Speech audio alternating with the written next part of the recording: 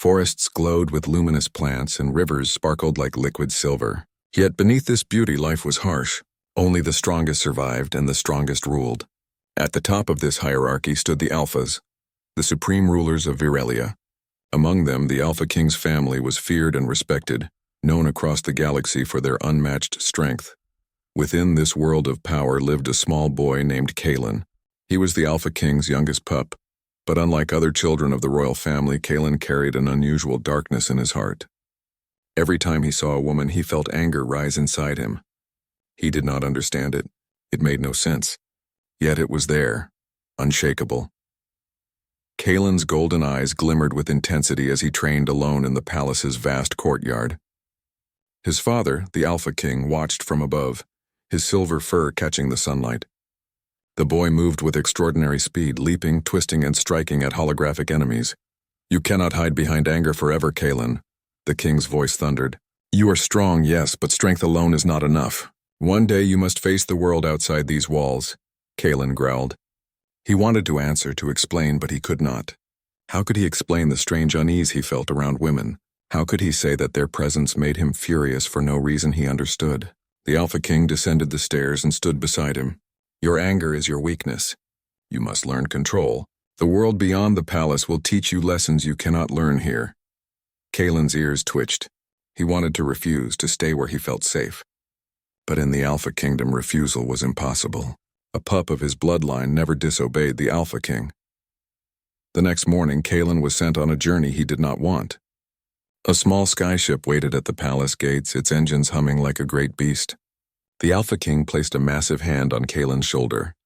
"Go, Kalen. Learn. Return only when you have grown not just in strength, but in heart." Kalen stepped into the ship and the city of crystal faded behind him. He watched as the forests below turned to plains and plains to small villages. For the first time he saw poverty. He had never known life without gold towers, servants, or endless food. The first village he entered was quiet. Simple wooden houses worn by time lined narrow streets. Women carried water from distant wells, and men worked in the fields. Children played barefoot on the dusty ground. Kalen's heart twisted at the sight.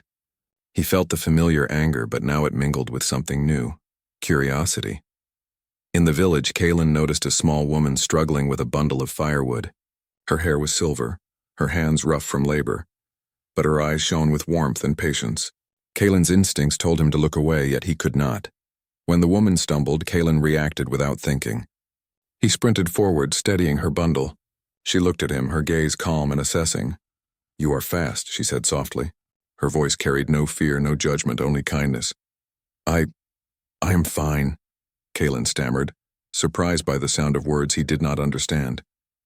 He had never spoken to a woman without anger before, yet something about her presence made him uneasy and yet safe. Her name was Mara. She tended the village infirmary, cared for the sick, and taught the children. Kalen observed her secretly, hiding in shadows, fascinated by how she moved, how she spoke, how she smiled. He hated himself for noticing. He hated that he admired her. Days passed. Kalen followed her, learning the rhythms of ordinary life. He saw her heal a child's wound, guide a lost animal, and calm the fears of the villagers with gentle words. Kalen's anger softened, replaced by a strange new feeling he could not name. One evening, disaster struck. Raiders from the plains stormed the village, demanding food and gold. The villagers panicked. Women screamed. Men grabbed tools as weapons. Kalen felt the blood of the Alpha surge in him. He could not stand by. Leaping into action, he struck the raiders with speed and precision that stunned even him. They fled, leaving the villagers unharmed. Mara moved among the frightened villagers, guiding them to safety. Kalen followed instinctively, working alongside her. When the chaos ended, Mara looked at him. "You fought bravely," she said softly. Kalen felt warmth in her words, a kind of recognition he had never known. That night, Kalen could not sleep. The stars over Virelia shimmered, but he could only think of Mara. He felt a pull in his heart he did not understand. He wanted to speak, to tell her how he felt, but words failed him. Finally, without realizing it, he whispered a single word. "Mom." The word startled him. Mara's eyes widened. She knelt beside him, placing her hands on his small shoulders. "Mom," she repeated gently. Then she hugged him tightly. "If you need a mother, little one, I will be your mother. I will protect you," Kalen trembled.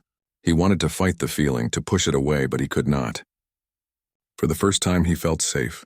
For the first time he felt warmth he had never known. The night deepened and the village was quiet again. Kalen sat with Mara, feeling something impossible. Hope. Somewhere inside him the walls around his heart began to crumble. He did not know it yet, but calling her mom had changed everything. For the first time, the Alpha King's pup felt a spark of humanity. And for the first time, he feared the strength of this new feeling more than any enemy he had faced. The morning sun painted the village in shades of gold and amber. Kalen awoke on a straw mat beside Mara, feeling warmth he had never felt in the palace. The Alpha King's palace was cold, grand, and intimidating. Here, in the small village, everything was simple but alive. The smell of cooking fires, the soft laughter of children, the rustle of leaves in the wind. All of it made Kalen's heart pound in ways he could not name. Mara stirred beside him. "Breakfast is ready," she said softly, nudging him awake. Her smile was gentle yet filled with a quiet strength. Kalen, still unsure how to respond, simply nodded. He had never had anyone call themselves Mom for him before. It was strange. It was unsettling. And somehow, it made him feel safe. They ate in silence at first. Kalen observed Mara moving around the small kitchen, preparing simple food with skill and care. He watched her hands, rough from labor, yet precise in every motion. She hummed a soft tune, and for the first time, Kalen realized that life could have rhythm and gentleness even outside the palace. "Kalen," Mara said finally, "you cannot hide in silence forever. You need to learn about people. You need to understand the world beyond strength and power." Kalen frowned. "I am strong. I am an alpha pup. That is enough." Mara shook her head. "Strength alone does not make a person complete. Look around you. These villagers survive every day with courage, kindness, and wisdom. They may not have gold or crystal towers, but they are strong in ways you have yet to learn." Kalen's golden eyes narrowed. He did not understand this world. He had been taught that only the strong survive, that weakness is shameful. And yet, he saw the villagers face hardships every day. Yet they smiled, helped each other, and never gave up. The first lesson Mara gave him was patience. They walked to the village well, where villagers waited in line for water. Mara instructed Kalen to help. At first, he tried to rush, using his alpha speed to fill buckets and carry them. But water splashed everywhere, soaking children and adults alike. Frustration bubbled in him. "Slow down," Mara said calmly, placing her hand on his shoulder. "Strength without care can hurt others. You must think before you act." Kalen scowled but followed her instructions. Slowly, deliberately, he learned to fill the buckets without spilling, to hand them to villagers gently. He noticed the smiles, the nods of gratitude, and something inside him shifted. Strength was not only about power, it was about care, about responsibility. Over the next few days, Mara taught Kalen many lessons. He learned to cook simple meals, to tend small gardens, and to care for the sick. At first, he resisted every instruction. He had been trained to fight, to dominate, to strike first and think later. But in Mara's world, the rules were different. Every action had meaning beyond survival. Every small kindness mattered. One afternoon, Kalen followed Mara to the infirmary. A child had fallen from a tree and injured his leg. Kalen's instincts screamed to heal it with brute strength, to force the injury into place. But Mara stopped him. "You must not hurt him more," she said firmly. "Healing is not about force. It is about understanding, listening, and helping." Kalen watched as she gently wrapped the child's leg, speaking softly to calm him. The boy's tears eased, replaced by a quiet trust. Kalen's anger flared briefly. Why did this simple woman seem more powerful than any alpha warrior? But deep inside he felt awe. For the first time, he understood a strength that was different from his own. Days turned into weeks. Kalen grew taller, stronger, but also wiser. He began to understand Mara's lessons, not as commands, but as truths. The villagers started to trust him, though they did not know his royal identity. Children followed him when he walked through the village, asking him to tell stories of bravery. Kalen found he enjoyed it, though he would never admit it aloud. One evening, Mara sat beside him on a hill overlooking the village. The sky was a deep purple, and the first stars appeared. Kalen was quiet, lost in thought. "You are changing," Mara said gently. "I see it in your eyes. You are learning that power alone is not enough. But remember, Kalen, the world can be cruel. Strength will still be tested." Kalen nodded. "I am ready," he said, though he was not entirely sure. He felt the weight of responsibility settle on his young shoulders. He was learning that strength without wisdom could be dangerous.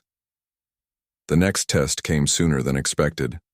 One morning, a scout arrived at the village with alarming news.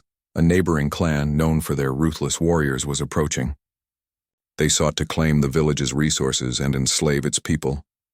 Panic spread quickly. The villagers had no weapons, no armor, and little hope. Kalen felt the familiar surge of alpha blood, the need to protect, to fight. But Mara stopped him. "Think before you act," she whispered. "This is not only about fighting, it is about strategy, about protecting lives." Kalen hesitated. He wanted to charge forward, to strike the invaders with sheer force. But he remembered Mara's lessons. Strength alone would not save the villagers. He needed to plan, to act with care and intelligence. Together they devised a plan. Kalen used his speed and agility to set traps around the village perimeter, while Mara guided the villagers to hide and protect the children.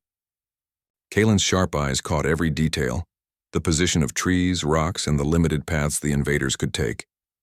When the clan arrived, they were met with unexpected resistance. Traps slowed their advance. Hidden villagers distracted them. Kalen struck only when necessary, targeting the invaders with precision, not rage. The battle was brief, but decisive. The clan, confused and outmaneuvered, retreated. The villagers cheered, though Kalen did not feel victorious. Mara approached him, placing a hand on his arm. "You did well," she said softly. "You protected without cruelty. You led without fear. That is true strength." Kalen looked at her, feeling a mix of pride and confusion. He had always believed that power meant domination. Now he understood that power could also mean protection, care, and wisdom. That night, as Kalen sat under the stars, he whispered once more, almost to himself, "Mom." Mara's presence beside him was steady and comforting. "I am here," she said, "and I will always be here." Kalen felt the walls around his heart crumble further.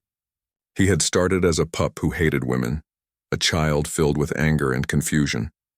Now he began to feel something new: respect, trust, and even love. He did not yet understand the full consequences of his bond with Mara, nor the challenges that awaited him. The Alpha Kingdom would not be pleased if they knew of his growing attachment to a poor Omega woman. His father, the Alpha King, valued strength and obedience above all. Yet Kalen felt that he had found something more important: humanity. The stars over Virelia shone brighter than ever, as if the universe itself acknowledged the change within the Alpha King's pup. Kalen did not sleep that night. He thought of Mara, the villagers, and the lessons he had learned. His journey had only just begun. Tomorrow he would face more challenges, and his strength would be tested in ways he could not yet imagine. But for the first time, Kalen knew that he could face them, not with hatred, not with anger, but with wisdom, courage, and the heart of someone who had learned to care. And so the Alpha King's pup, who once hated every woman, began the path of transformation. He had called Mara Mom, and in doing so he had awakened a new part of himself. A part that could change the fate of Virelia, the Alpha Kingdom, and perhaps the galaxy itself. The journey was far from over, but Kalen had taken the first step.